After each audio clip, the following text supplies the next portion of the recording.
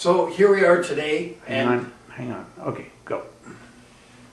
Hi, it's Johnny Vigna back here, and I'm not going to talk directly about health today, but a subject that's very related. The World Health Organization said that people that don't have money are basically more prone to illness and disease than people who have money. So I'm going to talk today a little bit about how someone who isn't born into money can get money. And this is a very important thing in helping people improve their health, is also to help their bank account. And we're going to talk about a few things today that are simple and truths about money, and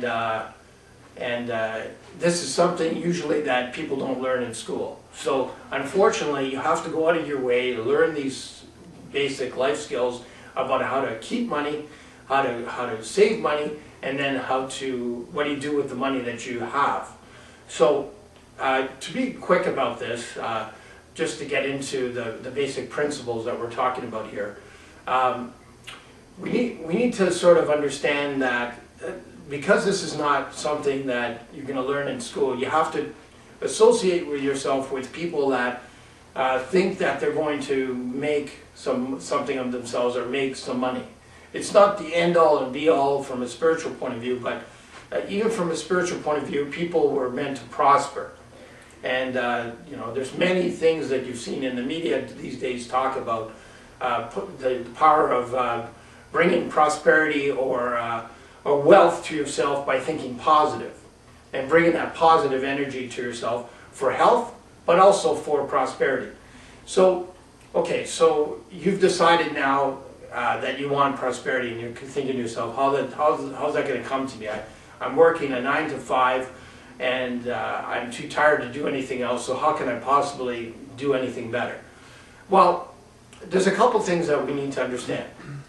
On one side of the paradigm is that you're either working for somebody else or that you're working for yourself. Now, when you're working for yourself or you're working for someone else, you're still very dependent on, if you're not at work today, you're not going to make any money. Certainly you might have health benefits that you get paid a sick day, but generally speaking, if you're not there, you're not going to be making money. On the other side of the equation are people that are making money through their investments, or they're making money by residual income.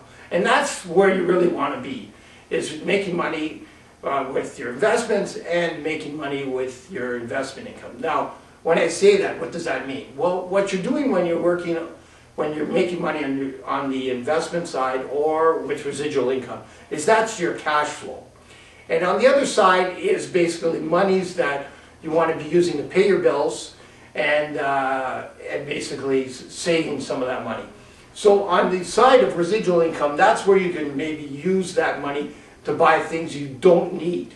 So there's things that you need and things that you want.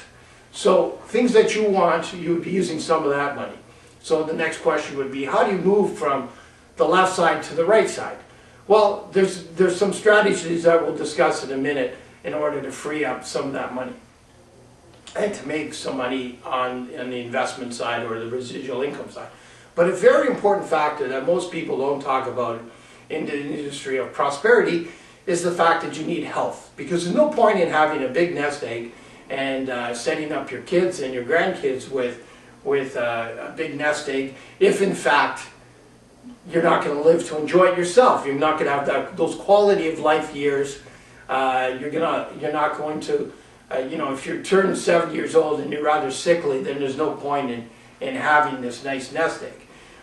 Looking at some of the principles and beliefs that I tend to tell my patients, they do get better health and they get a better quality of life. So this is a very important part of the prosperity equation that most people forget about. And it's very important that you learn about how to live better quality years by following some basic health principles that we've discussed in other videos. So just getting back to money. Let's talk about insurance for just 1 second.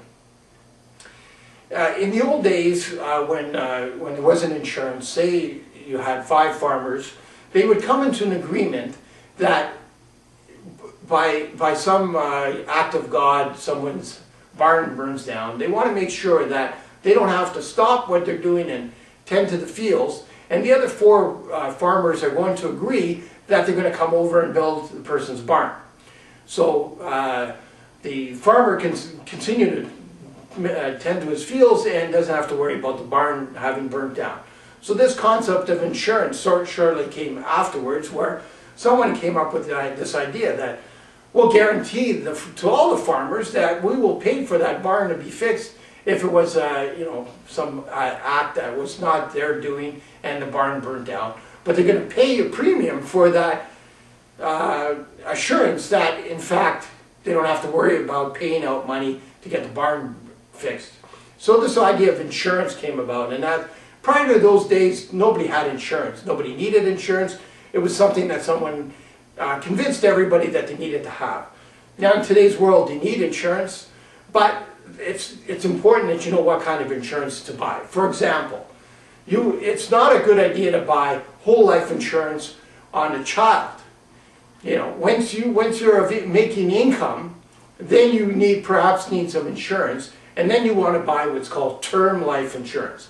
That's a whole lot cheaper than whole life policies, and you're going to be able to pack away all that money that you would have put in a whole life policy and perhaps invest in mutual funds or some other mechanism to make money for you. In other words, you're insuring yourself. And when you're at the point where you've got your nest egg is big enough, then you possibly don't even need insurance, because your nest egg is going to be your insurance. So in other words, you could build your own barn. Now another important thing that sometimes people ask about is how to send your kids to college for free. And this enters into the real estate aspect of investing. What you want to be able to do is to eventually, by the time your kids are old enough to go to college, instead of just having enough money that you pay their tuition and their books and where they're going to live, the suggestion that I would make, and many other people would make, would be that you should buy a piece of property close to the university or college where your child or children are going to school. You make them caretakers of that property for you, so you pay them an income which is tax deductible, and as well you buy this property that will eventually pay you back in dividends at least close to 10% upon graduation from the college. So that's where you get to send your kids to college for free, because the monies that you make on that investment would be the monies that you use to send your own kids to college. So they invite their best friends, people that aren't going to tear the place apart, aren't going to cause damage, are just there to be studious and be good students and not cause any problems. And then that property will be well worth its weight in gold, so to speak, and you'll be able to sell that property and make some money. The last little piece of information I'd like to cover is the importance of having your own business. Now, from a tax point of view, there's all kinds of advantages to having your own business. You should really take some time and actually look at a tax return form to see how that translates, so you understand that having your own business really makes a lot of sense, even if you're having to work for yourself. Having to work for someone else, and you need a little business on the side that you can begin to write off some of the things in terms of tax that normally you would spend on yourself, but now you're spending it because you're running this business and you need to have these expenses in order to run your business. And Canadian tax law or American tax law allow for one to have these legitimate tax relief programs for people that have a business. So everybody really should have a little business on the side.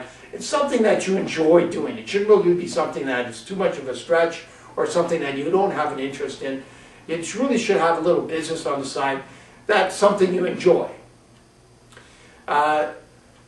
So those are just 3 strategies that are important in terms of learning about how to get more money.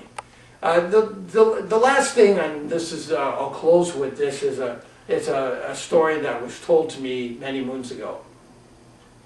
There was this this zoo, and people would go walk by this bear and in this area of the zoo where the bears hang out, and they noticed, most of these people would notice that this one bear in particular sat on this bench that had a nail in it.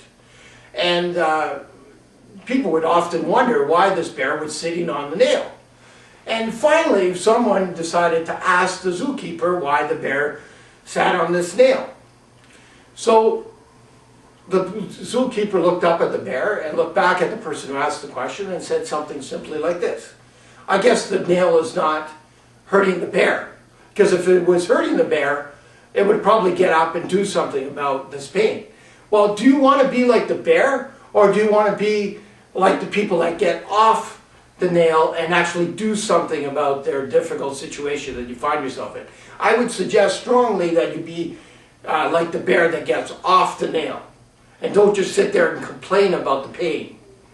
So it's difficult to imagine that when you're burdened by all these financial difficulties that most people are facing. Even people that are employed and working and making a good income are still not getting enough income that people like I suggest on the right hand side of that paradigm are working under.